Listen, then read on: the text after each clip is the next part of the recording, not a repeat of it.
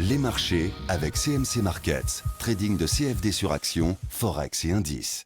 Salut, c'est Trado, content de vous retrouver pour la mise à jour de l'indice parisien. Alors avant de commencer, j'aimerais vous présenter la sortie de mon nouvel e-book consacré au chandelier japonais épisode 2.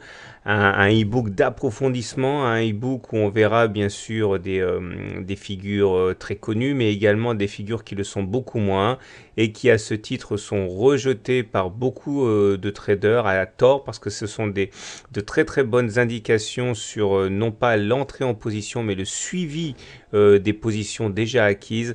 Franchement, vous pourriez être très agréablement séduit par ces figures si vous ne prêtez pas attention au chandelier japonais. Eh bien, ce e-book pourrait bien vous faire changer d'avis. J'en profite également pour vous signaler que mercredi qui vient, là dans 2 jours, vous pourrez avoir la possibilité de suivre la fameuse conférence en ligne mensuelle, hein, donc de 21h à 22h. Alors au programme, comme d'habitude, hein, une version light du e-book. Hein, on va voir en gros la première partie du livre ensemble. Vous pourrez avoir la zone de chat comme d'habitude pour poser vos questions, etc. Pour vous inscrire, eh bien c'est très simple. Vous cliquez ici ou vous allez dans la zone mes webinaires et puis vous pourrez donc vous inscrire. C'est comme d'habitude complètement gratuit. N'hésitez pas à le faire si vous voulez avoir un avant-goût du e-book ou si vous avez lu e-book et vous voulez avoir des approfondissements. On va passer maintenant à l'analyse du CAC. Alors là, j'aime vraiment pas ce qui se passe. C'est tellement important ce qui se passe que j'ai carrément viré Ishimoku parce que c'est franchement pas ce qu'il y a de plus important. On a vu, hein, Ishimoku, on a basculé en tendance haussière, donc ça explique en partie la séance de vendredi et la séance d'aujourd'hui. Donc on pourrait effectivement rester sur cet a priori assez positif sur le CAC puisque maintenant Ishimoku a basculé positif. Maintenant, j'aimerais quand même attirer votre regard sur certaines choses que j'aime pas beaucoup. Tout d'abord, on a calé ici, on est monté jusqu'à 4400 et non seulement ces 4400 correspondent à une zone psychologique, mais elles correspondent également à une zone de résistance ici.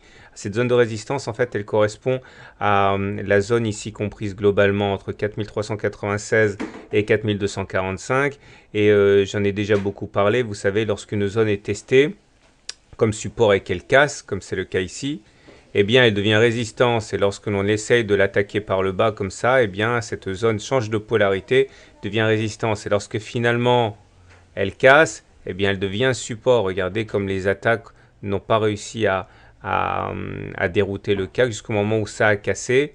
C'est devenu donc changement de polarité, une résistance et voilà, ça s'est manifesté aujourd'hui. Donc faisons gaffe à cette zone des 4395, 4400. Ok, c'est une zone clairement établie de résistance.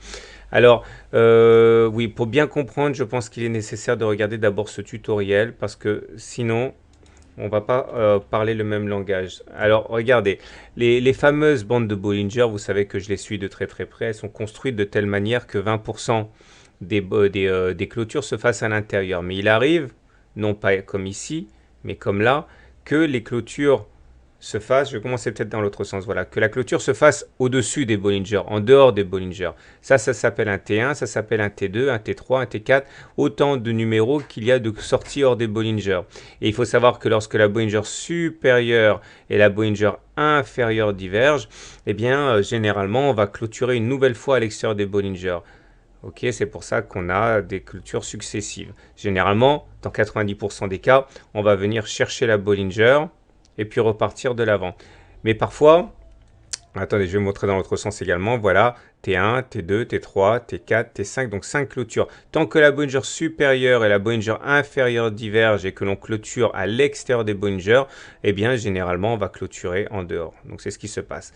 Alors, au moment où on réintègre, généralement, on va chercher la moyenne mobile à cette séance, mais on y reviendra un petit peu plus tard. Ce qui m'intéresse surtout ici, c'est deux choses. C'est qu'il faut qu'il y ait ce retour sur la Bollinger avant de repartir. Là, vous voyez, on clôture au dehors des Bollinger, mais à chaque fois, on vient faire touchette avec la Bollinger inférieure. Et quand on ne le fait pas, ça s'appelle une bulle. Et quand on fait une bulle, alors là, par contre, c'est généralement très très proche de la fin du mouvement haussier. est très proche d'une correction. Généralement, éventuellement, on va avoir une période de consolidation et puis derrière, après, on réintègre les Bollinger. Ça va dans l'autre sens aussi. Regardez, là, on a fait T1, T2, mais sur le T3, malheureusement, on n'est pas venu prendre appui sur la Bollinger supérieure. C'est ce qu'on appelle la bulle. Donc, on a eu une séance de répit derrière et derrière, badaboum, c'est tombé. D'autant que regardez, il faut vraiment que la Bollinger supérieure et la Bollinger inférieure divergent pour qu'on ait de bonnes chances de faire un nouveau T2 ou T3 ou T4. Si j'en parle, c'est super important. C'est parce que regardez ce qui s'est passé aujourd'hui. Eh bien, comme cela arrive très rarement, on vient de faire une bulle ici. C'est-à-dire que moi, j'avais dit qu'on allait sans doute, comme on avait fait un T1 avec la Bollinger supérieure et la Bollinger inférieure diverger, ben voilà, dans 9 cas sur 10, on vient chercher la Bollinger supérieure ici à un moment ou un autre, et puis on a plus d'une chance sur deux derrière de faire un T2. Donc on a bien eu le T2, mais par contre on n'est pas venu chercher la Bollinger supérieure, et ça c'est super dangereux, d'autant que regardez, la Bollinger supérieure et la Bollinger inférieure ne divergent plus. La dernière fois que ça s'est produit, une bulle, je l'ai signalé ici, c'était là, regardez. Voilà. Là on avait fait un T1, là on a fait un T2, mais là on a touché à un moment ou un autre la Bollinger inférieure, alors que là on était complètement en apesanteur, et derrière, boum, changement de tendance. Donc voilà, rien ne fonctionne à 100% en analyse technique, mais j'aime vraiment pas du tout cette bulle là, surtout qu'elle vient à un moment où il y a une zone de résistance importante. Donc bulletin d'alerte, hein, peut-être pas pour demain, mais généralement c'est un signe très très très très puissant d'affaiblissement de la tendance en cours. On va regarder les indicateurs techniques maintenant. Pas grand chose, hein. Ça reste même très bien. Regardez, le stochastique, il est toujours dans sa zone de surachat. C'est la zone normalement où on n'est pas censé spéculer à la baisse. On remarquera quand même la divergence baissière. On a le Trix qui est très bien orienté puisqu'il continue de croître, il est au-dessus de son signal, tout va pour le mieux. Au niveau des volumes, rien à signaler, hein. Si on enlève la bougie des trois sorcières de vendredi, bon, on est dans la tendance des volumes d'avant.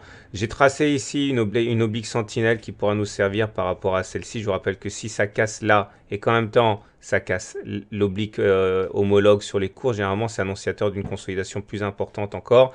Donc pour l'instant pas de danger, mais c'est toujours bien d'avoir des obliques sentinelles posées. Donc voilà, tout se passe pour le mieux, tout est vraiment magnifique pour les haussiers. Mais voilà, dans ce signe avant-coureur qui est la bulle, généralement, voilà, il faut pas dédaigner ce genre d'informations. C'est quand même assez important. Voilà. Je fais place maintenant à l'analyse action du jour. C'est à LOL.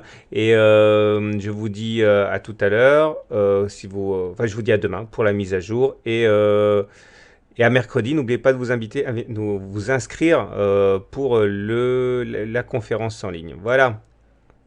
Alors, chose promise, chose due, voilà une vidéo d'analyse technique de Holosphine. Alors, je vous cacherai pas que, à titre personnel, je connaissais même pas la valeur. Autant vous dire que l'analyse que je vais en faire est que technique, hein. Elle ne se repose absolument pas sur l'analyse fondamentale de la valeur. Donc, il faut vraiment savoir déjà à la base les fondamentaux de cette action avant de prendre position.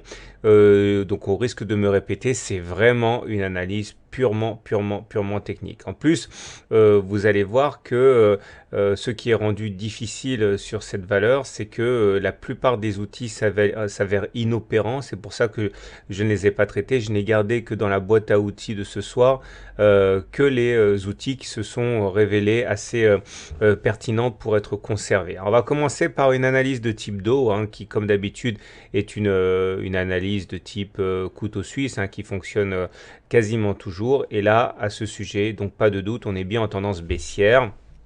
Et malgré la hausse à laquelle on a assisté depuis 2 semaines, à savoir la semaine dernière avec une hausse de 82% et la hausse de la semaine d'avant à 70%, eh bien on reste en tendance baissière. Voilà pourquoi. Tout dépendra de la position relative des hauts et des bas. Regardez là, les pics, ils sont toujours descendants et les creux sont également descendants. Et tant qu'on restera dans cette configuration, eh bien on sera en tendance baissière. Pour qu'on bascule en tendance haussière, il faudrait produire notre effort et il faudrait que l'action passe au-dessus du précédent plus haut, à savoir 0,55 ici. Et en même temps, dans la foulée, hein, qu'on ait des creux qui ne descendent pas plus bas que le dernier plus bas, à 0,08. Donc c'est-à-dire que si on arrivait non plus à avoir des pics et des creux ascendants, mais des pics et des creux ascendants, dans ce cas, effectivement, on basculerait en tendance haussière. Donc, la bonne nouvelle, c'est que malgré la hausse à laquelle on a assisté depuis 2 ou 3 semaines, on ne peut absolument pas dire que le potentiel haussier soit épuisé. Donc, surveiller de près les 0,55, c'est sans doute l'élément déclencheur qui nous fera basculer d'une tendance baissière à une tendance haussière. Maintenant, si on regarde les indicateurs techniques, on voit qu'il y a effectivement des velléités haussières. Le MACD, il est, alors regardez, je vais zoomer un peu. Le MACD, il vient de croiser son signal à la hausse. Ça, c'est un signal qui est généralement positif. Et nous avons également le momentum qui est au-dessus de 0. C'est pas mal aussi. La dernière fois que ça s'est produit, c'était là. Et à partir du moment où le momentum est devenu positif, eh bien, on a connu des semaines où les performances s'amélioraient pour aller culminer même sur le record à 0,55 ici. Donc là où le momentum est positif, ça nous met dans une situation de, on va dire, de vulnérabilité haussière.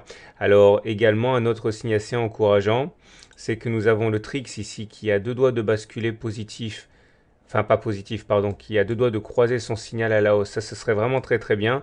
Là aussi, c'est un signal qui est assez fiable. Regardez ici, lorsque le TRIX a croisé son signal, on a eu droit à 6 semaines de hausse. Et de la même manière, lorsqu'ici le TRIX a recroisé son signal à la hausse, on a eu également, ça correspond à ce qu'on a dit sur le MACD, eh bien, des semaines assez porteuses pour la valeur. Donc voilà, on suivra de près ceci. Et j'aimerais terminer avec les volumes qui sont en forte augmentation ici sur le pic. Regardez comme les volumes ont été puissants sur un pic. C'est pas mal parce que ça veut dire que eh bien, il y avait de la conviction acheteuse derrière. Quand un pic se fait avec des volumes inexistants, eh bien, on peut prendre quand même des pincettes et relativiser la portée de cette hausse. Et là, au contraire, on peut voir que cet afflux de volume s'est porté à un moment où l'action a fortement augmenté. Autrement dit, c'est pas comme si on était monté avec un marché creux. Donc, pour faire simple et pour résumer, la tendance actuelle est toujours baissière.